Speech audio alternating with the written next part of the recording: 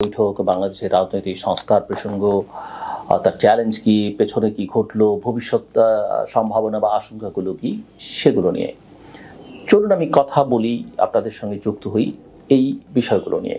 জাতিসংঘ মহাসচিব অ্যান্টনিও গুতেরেসের সাম্প্রতিক বাংলাদেশ সফর এবং রাজনৈতিক দলগুলোর সঙ্গে তার যে বৈঠক, যেটাকে সরকারের দিক থেকে এক ধরনের গোলটেবিল বৈঠক বলা হয়েছে, তা বাংলাদেশের বর্তমান রাজনৈতিক পরিস্থিতির জন্য অত্যন্ত গুরুত্বপূর্ণ। অ্যান্টনিও গুতেরেসের এই সফরে সংস্কার এবং নির্বাচনের ভবিষ্যৎ নিয়ে, বাংলাদেশের নির্বাচনের ভবিষ্যৎ নিয়ে আলোচনা হয়েছে, যেখানে অন্তর্বর্তী সরকারের প্রতিনিধি, জাতীয় ঐকমত্য কমিশনের প্রধান প্রফেসর মোহাম্মদ ইউনূস, সংস্কার কমিশনের সদস্যরা এবং প্রায় সংস্কার কমিশনের বিশেষ করে প্রধানরা এবং প্রায় সকল রাজনৈতিক দলের নেতারা অংশগ্রহণ করেছেন। অন্তত দুজন সম্পাদক ছিলেন বলে আমি জানি, দুটো ইংরেজি পত্রিকার সম্পাদকের কথা আমি জানি, তারা ছিলেন। এবং এই মূল বৈঠকের লক্ষ্য ছিল, এই বৈঠকের মূল লক্ষ্য ছিল বাংলাদেশের গণতান্ত্রিক উত্তরণ এবং সংস্কার প্রক্রিয়া সম্পর্কে আন্তর্জাতিক সম্প্রদায়ের দৃষ্টিভঙ্গি স্পষ্ট করা বা তাদের কাছে স্পষ্ট করা, দুভাবেই দেখতে পারি। এখন আমরা দেখছি যে জাতীয় ঐকমত্য এবং সংস্কারের প্রসঙ্গে এক ধরনের মতভেদ রয়েছে। জাতীয় ঐকমত্য কমিশন সংস্কারের প্রয়োজনীয়তা নিয়ে রাজনৈতিক দলগুলোর মতামত সংগ্রহ করছে, অনেকটা রিসার্চ করবার যে প্রক্রিয়া, সেই প্রক্রিয়ায় যদিও কিছু দল নির্ধারিত সময়ের মধ্যে তাদের মতামত দিয়েছে, অনেক দল এখনও তাদের অবস্থান পর্যালোচনা করছে। এর পাশাপাশি এখানে বলে রাখা ভালো যে দলগুলো বলছে যে 7 দিনের সময় দেওয়া হয়েছিল এবং অনেকের কাছে সেই কাগজ পৌঁছেছে 3-4 দিন পরে, এবং যারা এটা পাঠিয়েছেন তারা আসলে বিবেচনাই করেননি যে একটা রাজনৈতিক দল কিভাবে কাজ করে, তার এই ধরনের মতামত দিতে কি পরিমাণ সময় লাগতে পারে, কোন কোন ফোরামে আলোচনা করতে পারে সেটা। এর পাশাপাশি কিছু দল কমিশনের প্রশ্নের ধরন নিয়েও আপত্তি জানিয়েছে এবং কেউ কেউ, আমি লক্ষ্য করেছি, আমার অনুষ্ঠান তৃতীয় মাত্রায় দেখেছি, এই প্রক্রিয়াটা সম্পর্কেও তারা প্রশ্ন তুলেছেন বা আপত্তি জানিয়েছেন। জাতিসংঘ মহাসচিব এই পরিস্থিতিতে রাজনৈতিক দলগুলোর উপর সংস্কারের দায়িত্ব তুলে দিয়েছেন, অর্থাৎ কতটুকু সংস্কার হবে এবং কিভাবে তা বাস্তবায়ন করা হবে তা দলগুলোকেই নির্ধারণ করতে হবে। তবে জাতিসংঘ এই প্রক্রিয়ায় সহায়তা করবে এবং গণতন্ত্র সুসংহত করতে সক্রিয় থাকবে বলে জাতিসংঘ মহাসচিব আলোচনায় জানিয়েছেন। বাংলাদেশের যে সংস্কার কমিশনের 6টি কমিশন যে সুপারিশ করেছে এবং তার রাজনৈতিক দলগুলোর প্রত্যেকটা আমরা ইতিমধ্যেই জানি। তারপর আমি একটু যদি আবার আলোচনা করি যে বৈঠকে 5টি সংস্কার কমিশনের প্রধানগণ তাদের প্রতিবেদন উপস্থাপন করেন, বিভিন্ন রাজনৈতিক দলও তাদের মতামত প্রদান করে এবং আপনারা এটাও জানেন, লক্ষ্য করেছেন যে ওই বৈঠক থেকে বেরিয়ে বিএনপি মহাসচিব মির্জা ফখরুল ইসলাম আলমগীর বলেছেন যে এটা কী ধরনের গোলটেবিল বৈঠক সেটা তার বোধের মধ্যে আসে না, এরকম একটা বার্তাই তিনি দেবার চেষ্টা করেছেন। তবে ওই বৈঠকে সংস্কারের বার্তা এবং সময়কাল নিয়ে দলগুলোর মধ্যে মত পার্থক্য রয়েছে, সেটা আমরা জানি, সেটা হয়তো কিছুটা প্রকাশিত হয়েছে সেখানে। বিশেষ করে কিছু দল চায় নির্বাচন আগে হোক, পরে সংসদীয় কাঠামো এবং অন্যান্য প্রশাসনিক সংস্কার করা হোক। অন্যদিকে কিছু দল মনে করে যে নির্বাচনের আগে গুরুত্বপূর্ণ সংস্কার কার্যক্রম করাই বেশি জরুরি। কেউ চান নির্বাচন সংস্কারগুলো আগে হয়ে যাক, বাকিগুলো পরে, আবার কেউ চান মোটামুটি সব সংস্কার আগে হোক, নির্বাচন পরে। এই অবস্থায় অন্তর্বর্তী সরকারের প্রধান উপদেষ্টা ডক্টর মোহাম্মদ ইউনূস স্পষ্ট করেছেন যে যদি রাজনৈতিক দলগুলো গভীর সংস্কার চায় তবে আগামী বছরের জুনে নির্বাচন হতে পারে, আর যদি স্বল্প পরিসরের সংস্কারকে প্রাধান্য দেওয়া হয়, অর্থাৎ রাজনৈতিক দলগুলো যদি স্বল্প পরিসরের সংস্কার চায় তাহলে নির্বাচন চলতি বছরের অর্থাৎ 2025 সালের ডিসেম্বরেই সম্ভব। ইতিমধ্যে ইলেকশন কমিশন বলেছে যে তাদের পক্ষে আসলে যে কোনো সময় নির্বাচন করা সম্ভব। এবং নির্বাচন নিয়ে রাজনৈতিক দলগুলোর বিভক্তি কিন্তু মোটামুটি আমাদের সবার কাছে স্পষ্ট। নির্বাচনের সময় এবং পদ্ধতি নিয়ে রাজনৈতিক দলগুলোর মধ্যে খুবই স্পষ্ট বিভক্তি আমরা লক্ষ্য করছি, মেরুকরণ লক্ষ্য করছি। বিএনপি এবং তাদের সমমনা দলগুলো দ্রুত নির্বাচন চায় এবং তারা মনে করছে যে দীর্ঘ সংস্কার আলোচনার মাধ্যমে নির্বাচন বিলম্ব করা হচ্ছে। অন্যদিকে এনসিপি, নবগঠিত রাজনৈতিক দল জাতীয় নাগরিক পার্টি এবং জামায়াত ইসলামী নির্বাচন পূর্ব সংস্কারকে অনেক বেশি গুরুত্ব দিচ্ছে এবং এখানে জামায়াতের সঙ্গে এনসিপির একটা সম্পর্কের কথাও কেউ কেউ বলবার চেষ্টা করছেন। বাংলাদেশ জাতীয়তাবাদী দল বিএনপি মনে করছে যে আওয়ামী লীগবিহীন নির্বাচনে তাদের জনপ্রিয়তা বাড়বে এবং এতে একটি মহল ঈর্ষান্বিত হয়ে নির্বাচন পিছিয়ে দেওয়ার ষড়যন্ত্র করছে। যদিও বিএনপি কিন্তু বলছে না যে আওয়ামী লীগকে তারা নির্বাচনে চায় না, তারা বলছে যে যে কারো নির্বাচন করবার অধিকার আছে। কিন্তু বিএনপির ধারণা এটা, এবং মোটামুটিভাবে সবারই এটা ধারণা, যে আওয়ামী লীগ আসলে সেইভাবে নির্বাচন করবার জন্য ন্যূনতম যে শক্তি থাকে সেই শক্তি নিয়ে তারা নির্বাচনে আসতে পারবে না।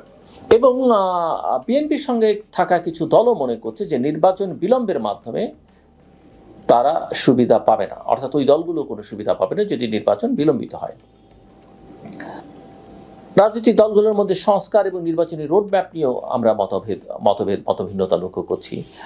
বাংলাদেশ জাতীয়তাবাদী দল বিএনপি এবং তাদের সম্ভাবনা দলগুলো চাইছে যে নির্বাচন আগে হোক এবং নির্বাচনের পর সংসদীয় সংস্কারের মাধ্যমে রাষ্ট্রের কাঠামোগত পরিবর্তন আনা হোক।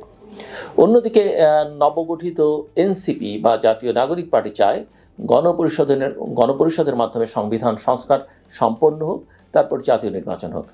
জামায়াত ইসলামী একটি মধ্যপন্থী অবস্থান নিয়েছে, তারা প্রয়োজনীয় সংস্কার শেষে নির্বাচন চায়। এই মতপার্থক্যের কারণে রাজনৈতিক অঙ্গনে উত্তেজনা বাড়তে পারে এবং সেই উত্তেজনা আমরা এই যে রোজার পরে, অর্থাৎ ঈদের পরে, ঈদুল ফিতরের পরে সেটা আমরা রাজপথে দেখতে পারি। এখন সংস্কারের তো প্রয়োজনীয়তা আছে অনস্বীকার্য, এবং বাস্তবতা থেকে সেটা আমাদের বিবেচনায় নেওয়া দরকার। ছাত্র জনতার অভ্যুত্থানের পর বাংলাদেশে একটা নতুন রাজনৈতিক পথে হাঁটছে। এই প্রেক্ষাপটে সংস্কারের প্রয়োজনীয়তা অস্বীকার করা যায় না। তবে রাজনৈতিক দলগুলোর মধ্যে ঐকমত্যের অভাব এই প্রক্রিয়াকে অত্যন্ত ধীর গতির করে তুলেছে। এটা যেমন একটা অভিযোগ। অন্যদিকে এই সংস্কার প্রক্রিয়ার সঙ্গে সরকারের যারা আছেন তারও যে খুব স্পিডি সেটা বলা যাচ্ছে না। গণপরিষদ নাকি সংসদীয় সংস্কার, এই যে বিতর্ক, কিছু দল মনে করে গণপরিষদের মাধ্যমে নতুন সংবিধান রচনা করা প্রয়োজন, যেখানে একটি নতুন রাজনৈতিক কাঠামো গড়ে তোলা সম্ভব হবে। অন্যদিকে অন্য দলগুলো মনে করছে এটি একটি দীর্ঘমেয়াদী প্রক্রিয়া এবং সংসদীয় কাঠামোর মধ্য দিয়েই সংস্কার করা উচিত। প্রশাসনিক এবং নির্বাচন কমিশন সংস্কার, যেটা নির্বাচনের সঙ্গে সম্পর্কিত। বর্তমান নির্বাচন কমিশনকে কতটা শক্তিশালী করা হবে সেটি অত্যন্ত গুরুত্বপূর্ণ প্রশ্ন। নির্বাচন কমিশনের স্বাধীনতা নিশ্চিত করা, দুর্নীতি দমন, প্রশাসনিক কাঠামো পুনর্গঠন এবং যেটা অত্যন্ত গুরুত্বপূর্ণ আইন শৃঙ্খলা পরিস্থিতি নিয়ন্ত্রণের মতো বিষয়গুলো সংস্কারের আওতায় আনা উচিত। আমরা কিন্তু সেই সব লক্ষণ এখনো একদমই দেখছি না, একেবারেই অনুপস্থিত। সো ঈদের পরে আমি যেটা এর আগেও একাধিকবার বলবার চেষ্টা করেছি, ঈদের পরে একটা নতুন রাজনৈতিক মেরুকরণ, প্রতিযোগিতা, প্রতিদ্বন্দ্বিতা, অস্থিরতা আমরা দেখব। ঈদের পর রাজনৈতিক অঙ্গনের নতুন মেরুকরণ দেখা যেতে পারে এইভাবে যে বিএনপি, জামাত এবং এনসিপি নিজেদের রাজনৈতিক আধিপত্য বিস্তারে আরও সক্রিয় হবে। তবে এই প্রতিযোগিতা, অর্থাৎ রাজনৈতিক দলগুলোর মধ্যে এই প্রতিযোগিতা রাজনৈতিক সংঘাতের নতুন ধারা তৈরি করতে পারে বলে অনেক রাজনৈতিক বিশ্লেষক কিন্তু মনে করছেন, এবং আমার কাছে সেটা মনে হয়। বাংলাদেশ জাতীয়তাবাদী দল বিএনপির মূল লক্ষ্য দ্রুত নির্বাচন আয়োজন এবং ক্ষমতায় ফিরে আসা। তবে দীর্ঘদিন ক্ষমতার বাইরে থাকার কারণে তাদের সাংগঠনিক দুর্বলতা রয়েছে। অন্যদিকে জামায়াত নিজেকে পুনর্গঠনের চেষ্টা করছে এবং তারা বিএনপি থেকে কিছু ভোট টানতে পারে, এরকমটা ধারণা জামায়াত নেতৃবৃন্দ করছে। এনসিপি নতুন হলেও তারা মাঠ পর্যায়ে সক্রিয় হচ্ছে এবং তরুণ ভোটারদের আকৃষ্ট করতে চাইছে, কিন্তু সারা দেশে তাদের সেই রকম কোনো লক্ষণ, তারা ঢাকায় যেরকম তাদের নাম হাকডাক বা নাম টাম দেখা যাচ্ছে, ঢাকার বাইরে কিন্তু একেবারেই তেমন কোনো অস্তিত্ব আছে বলে মনে হচ্ছে না। তো রাজনৈতিক বিশ্লেষকদের মতে যে ঈদের পর রাজনৈতিক দলগুলোর মধ্যে প্রতিযোগিতা আরও তীব্র হবে এবং এটি রাজনৈতিক সংঘর্ষের একটা কারণ হতে পারে। বিএনপি দ্রুত নির্বাচন চাইলেও জামায়াত এবং এনসিপির সংস্কার নিয়ে দীর্ঘ আলোচনা চালিয়ে যেতে আগ্রহী। ফলে রাজনৈতিক অঙ্গন উত্তপ্ত হওয়ার আশঙ্কাটা প্রবলভাবে রয়েছে। এখানে জাতিসংঘের ভূমিকা নিয়ে অনেক আলোচনা হচ্ছে। জাতিসংঘ মহাসচিব সম্প্রতি ঘুরে গেলেন এবং ভবিষ্যৎ সম্ভাবনা কি হতে পারে। জাতিসংঘ মহাসচিব অ্যান্টনিও গুতেরেসের সফর এবং রাজনৈতিক দলগুলোর সঙ্গে তার আলোচনায় স্পষ্টভাবে এই ইঙ্গিত দিচ্ছে যে আন্তর্জাতিক সম্প্রদায় বাংলাদেশের গণতান্ত্রিক রূপান্তর এবং সংস্কার প্রক্রিয়ার প্রতি গুরুত্ব দিচ্ছে। জাতিসংঘ কেবল পর্যবেক্ষকের ভূমিকায় থাকবে নাকি আরও সক্রিয়ভাবে সম্পৃক্ত হবে তা সময়ের সঙ্গে স্পষ্ট হবে এবং সেই সময়ের জন্য আমাদের কিছুটা সময় অপেক্ষা করতে হবে। যদি রাজনৈতিক দলগুলো দ্রুত ঐকমত্যে না পৌঁছায় তাহলে জাতিসংঘ আরও সক্রিয় ভূমিকা নিতে পারে, বিশেষ করে নির্বাচন এবং গণতান্ত্রিক রূপান্তরের ক্ষেত্রে আন্তর্জাতিক সম্প্রদায়ের চাপ বাড়তে পারে। তবে রাজনৈতিক দলগুলো যদি নিজেদের মধ্যে ঐকমত্যে পৌঁছাতে ব্যর্থ হয় তাহলে এটি গণতন্ত্রের জন্য এটি নতুন চ্যালেঞ্জ হয়ে উঠবে বাংলাদেশের গণতন্ত্রের জন্য, এবং সেই চ্যালেঞ্জ বাংলাদেশ কিভাবে মোকাবেলা করবে সেটা এই মুহূর্তে বলা অত্যন্ত কঠিন। বাংলাদেশ বর্তমানে একটা গুরুত্বপূর্ণ সন্ধিক্ষণে দাঁড়িয়ে আছে, আমরা মানতে চাই কিংবা মানতে না চাই। গণতন্ত্রের পুনঃপ্রতিষ্ঠা এবং প্রশাসনিক সংস্কারের জন্য রাজনৈতিক দলগুলোর দায়িত্ব নিঃসন্দেহে অনেক বেশি, তবে তার চেয়ে বেশি দায়িত্ব সরকারের। জাতিসংঘের বৈঠক সংস্কারের প্রয়োজনীয়তা নিশ্চিত করলেও রাজনৈতিক দলগুলোর মতবিরোধ এই প্রক্রিয়াকে দীর্ঘায়িত করতে পারে। তবে জাতিসংঘ মহাসচিব একথা স্পষ্ট করে বলেছেন, সিদ্ধান্ত নিতে হবে রাজনৈতিক দলগুলো যা চায় তার ভিত্তিতে। নির্বাচন নিয়ে মতভেদ থাকলেও দলগুলোর উচিত বৃহত্তর স্বার্থে এবং অপরকে ছাড় দেওয়ার মানসিকতা গড়ে তোলা এবং নিজেদের বাস্তবিক অবস্থাটা উপলব্ধিতে নিয়ে আসা।